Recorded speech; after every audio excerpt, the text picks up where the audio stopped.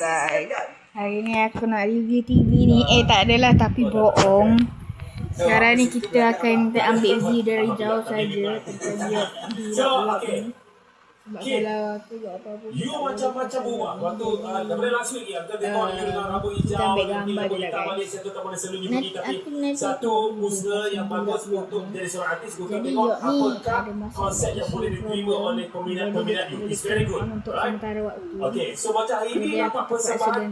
Nice, very nice. Nampak tak? Maksudnya itu tidak perlu benda-benda yang besar. Nampak usaha di sini sebab you menari dan sebagainya. Dan bawa dengan mak-mak saya tak kenal.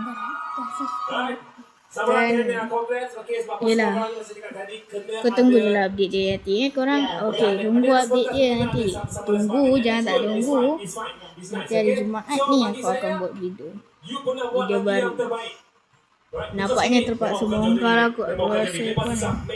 Okay, nampaknya itu saja untuk hari ni. Jangan lupa like dan subscribe Suara aku lagi rendah daripada TV ni.